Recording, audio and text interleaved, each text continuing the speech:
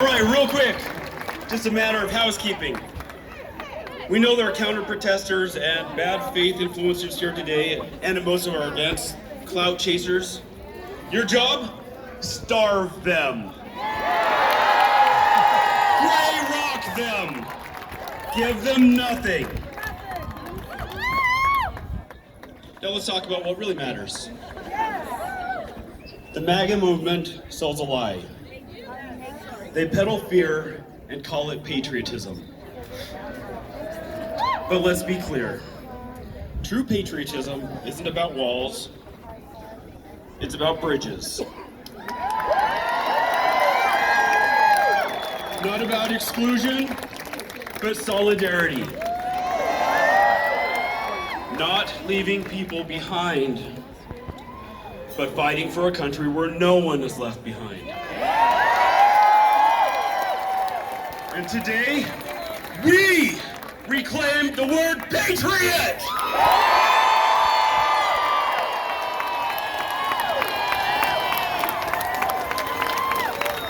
A patriot isn't just somebody that waves a flag. It definitely isn't somebody following a cult of personality. A patriot loves their country.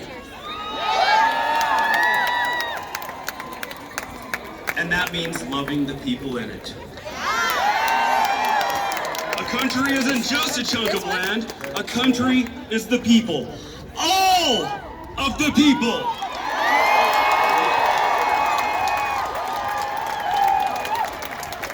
A patriot loves their country. Love isn't just a feeling. Love is a verb. It's showing up, building, protecting. Love means action. Say it with me. Love means action. Love means action. Love means action. Love means action.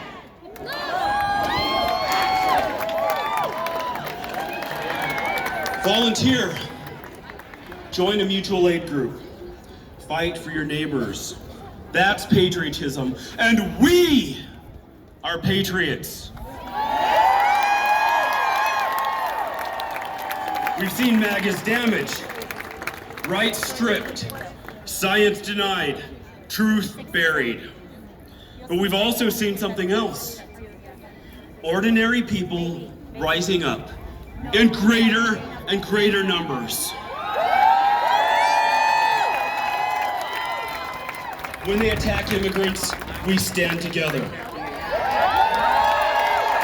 When they jail dissenters, we fight back.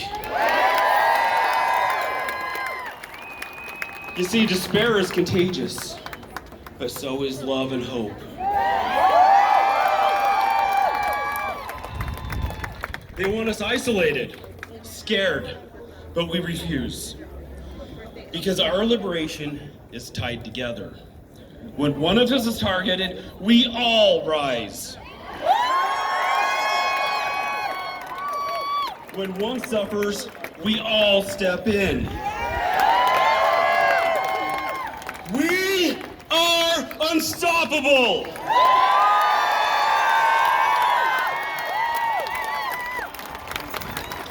Right now, all of you, turn to someone near you, say hello. Learn their name, memorize their face.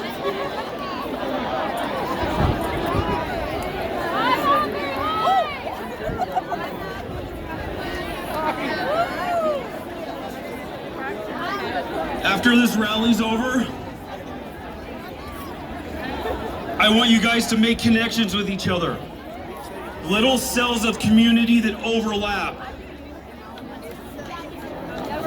We are each other's protection. Strong communities are not built by chance, they're built by choice. Strong communities are built by showing up and by refusing to let anyone stand alone.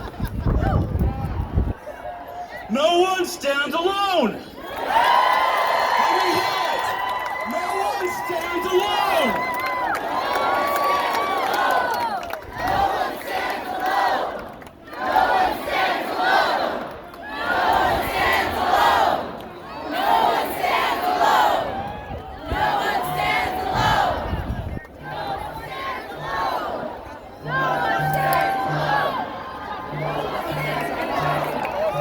have the money, and right now the power, but we have something stronger. We have each other.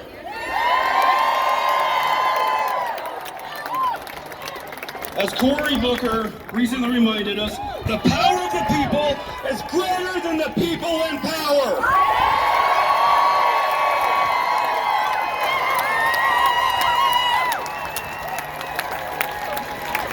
The country we have isn't exactly great, but you know what it is? It's a damn good start. So let's get to work.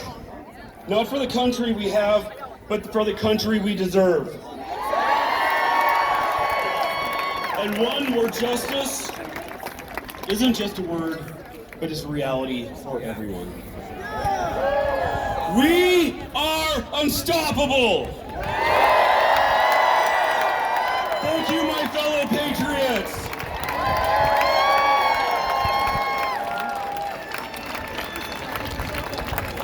Defend the Constitution! Defend the Constitution! Defend the Constitution! Defend the Constitution! Defend the Constitution! Defend the Constitution!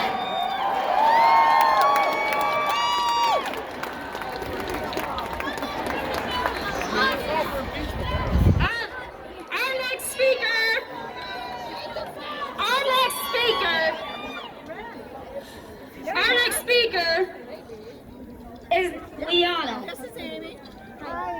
She's with Threadwork Collective. She's a local radio show host, a nonprofit focused on arts, activism, and community, which we are doing right now is building our community.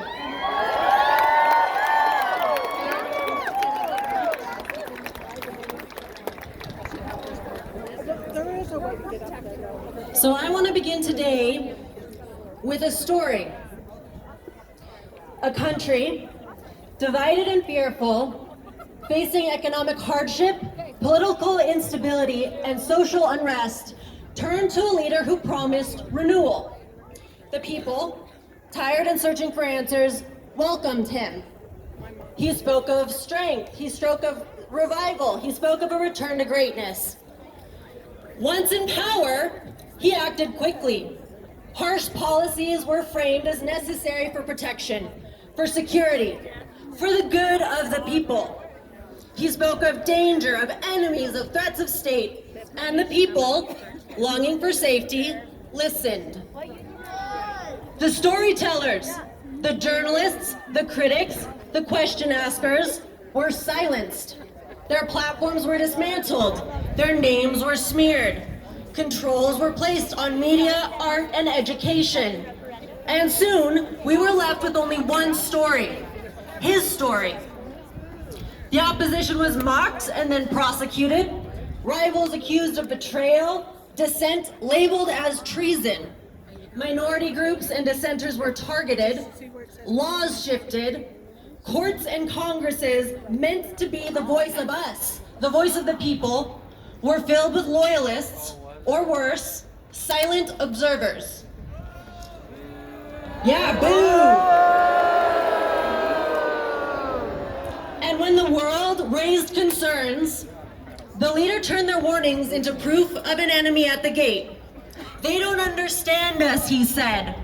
They want to control us, he said. So how does this story end? I don't know. Not this time, because this cycle, our cycle, is still unfolding. Right? We are writing this story right now. But I do know how it's ended before. We have seen this pattern across centuries and across borders, and the playbook does not change. Control the narrative, divide the people, create fear, and then offer safety, so long as the people are willing to trade in their freedom.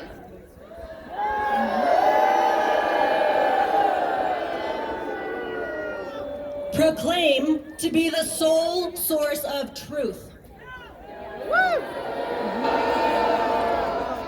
But truth does not belong to any one person. And the louder that someone insists that they alone possess it, the more we must question their motives.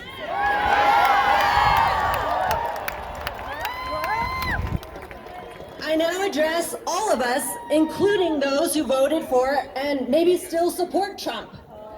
Here's what I've learned about truth. 1, truth reveals itself in consistency between word and deed over time. 2, truth does not fear being questioned.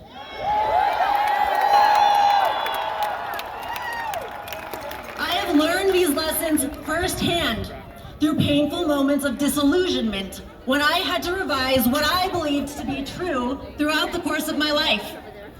Recognizing that I had trusted people or institutions that did not earn it, because trust is just not something you freely give away. It has to be earned.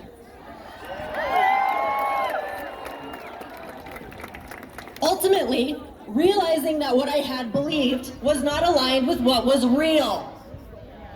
Each of these discoveries left me with the weight of betrayal, with grief, and with shame.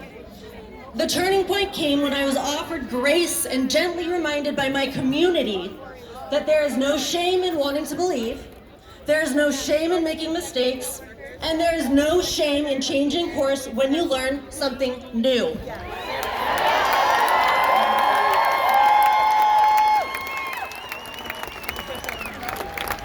What matters is that we have the strength and the humility to recognize truth when we see it and to admit when we have been misled or mistaken.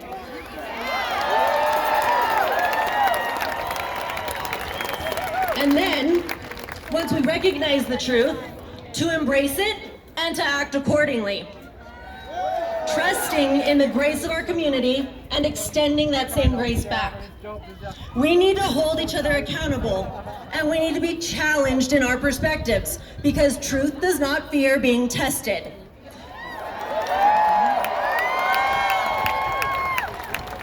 We do this with the understanding that it is in pursuit of a common goal. And this is not about ego, and this is not about proving someone wrong. It's about protecting our communities, our humanity, and our freedom.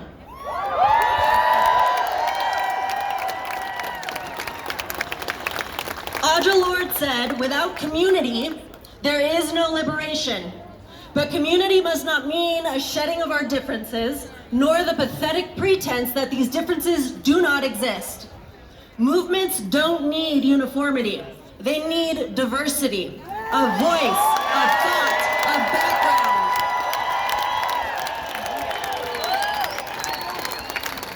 No one person has all the answers. And if someone claims that they do, they are not leading you, they are controlling you.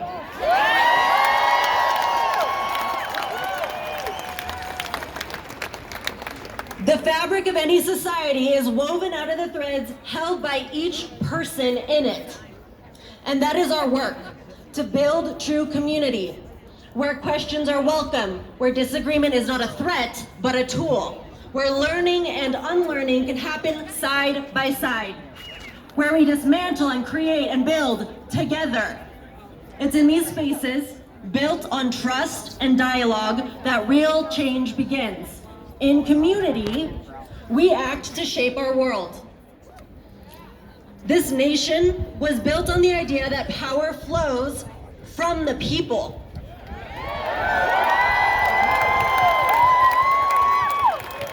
And that we, the people, have the right and the responsibility to hold that power in check. If any individual or group, including the government, threaten that freedom, we are the ones who must hold them accountable.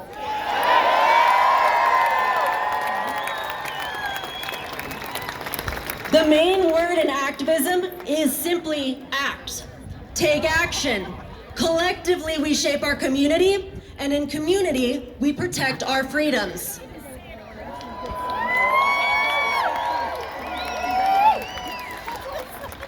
Milan Kundera, the Czech writer, said that the struggle of man against power is the struggle of memory against forgetting. So what are we called to remember? We remember that throughout history, certainty, safety, and stability have often been promised in exchange for control. We remember that control is not safety, that giving up freedom never guarantees protection, and that the only certainty in life is that nothing is certain. We remember that we need diverse voices and perspectives. We remember our communities, and that we are stronger together because of our differences.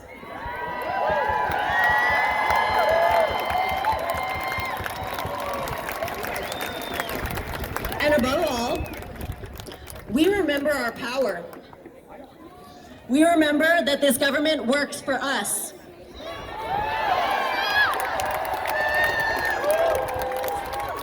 And when the powerful forget, we remind them. We remind them because we remember. Thank you.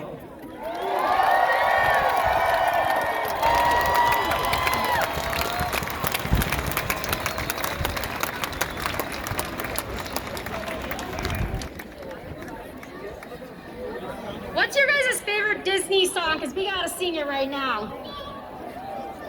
Let it go. I don't know what it is. Let it go. You got this? I don't got it for me. Oh, is it Be-Doo-Doo-Dah? Oh, never mind. Absolutely fucking not. You know what? We'll figure it out. No. All right, it's a small world. We gotta sing it so this guy goes away. It's a small world after all. It's a small world after all. It's a small world after all. It's a small world.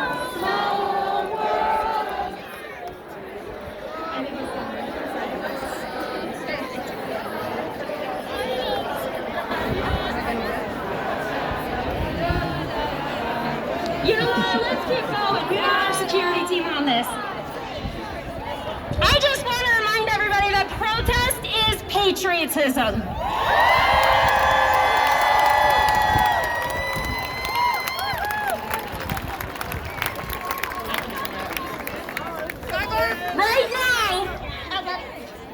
Right now, we're standing on the front lines of something bigger than we've ever had to deal with in our lifetime.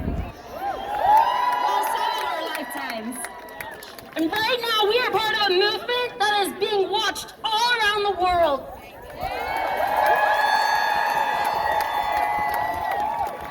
Not only is it being watched all around the world, other countries are protesting with us today.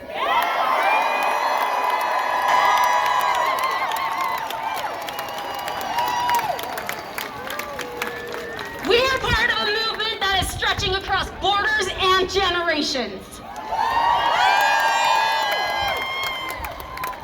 I was asked what being an activist was recently. And I couldn't come up with an answer, but someone else did. Being proactive. Right now, everybody is an activist. Everybody that uses 5 calls. Everybody that uses 5 calls, you are an activist. We are not invisible. What we do here matters. What we say here echoes. And we are saying we will not be ruled by the few at the expense of many.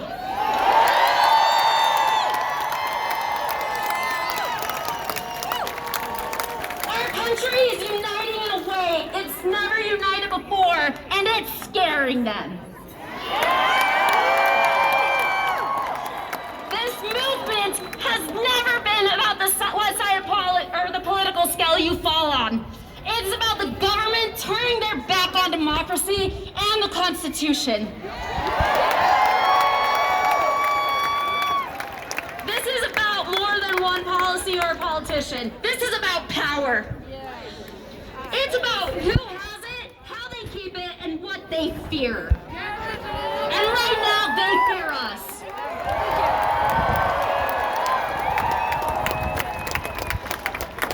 In the past few months, we've been living in a world where Elon Musk has more power than elected officials.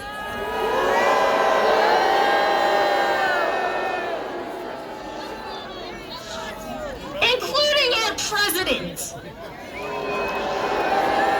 But that's starting to end. He thought he could buy an election in Wisconsin. Deport Musk! Deport Musk! Deport Musk! Deport Musk! Deport Musk! Deport Musk! Deport Musk! Deport Musk! Deport Musk! Deport Musk! Deport Musk! Deport Musk! Deport Musk! Deport Musk! This year, we have seen what we have been building for years and years and decades and centuries. They're removing DEI. They're taking away our national parks, our education, our federal workers. They're hoarding resources, and they're watching families struggle.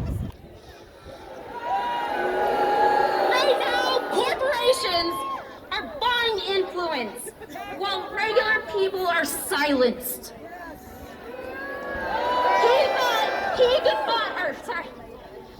This is not democracy. This is an oligarchy. A system that is rigged by the wealthy for the wealthy.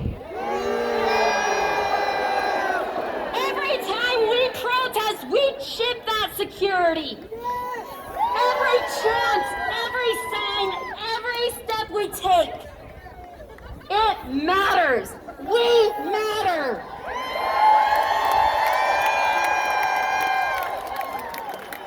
They know what they're seeing, and they're seeing us not going down without a fight. And we're not stopping there. Eat the rich! Eat the rich! Eat the rich! Eat the rich! Eat the rich! Eat the rich! Eat the rich! Eat the rich! Eat the rich! Eat the rich! Today we want to announce something as 5051, and it's our next National Day of Protest. We will be gathering again on April 19th. And that date matters because April 19th is the anniversary of the Battle of Lexington and Concord, and it's the beginning of the American Revolution.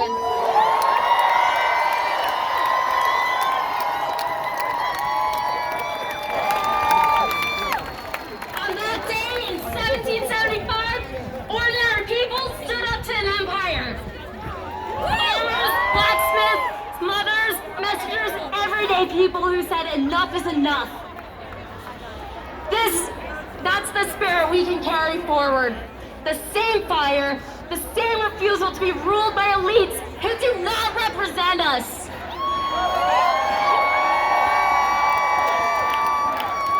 So when we show up on April 19th, we're not just protesting. Take back America! Take back America! Take back America! Take back America! Take back America! Take back America! Take back America!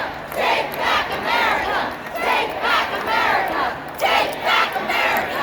Take back America! Take back America! Take back America! Take back. So if you're tired, good. That means you're awake. And if you're angry, good.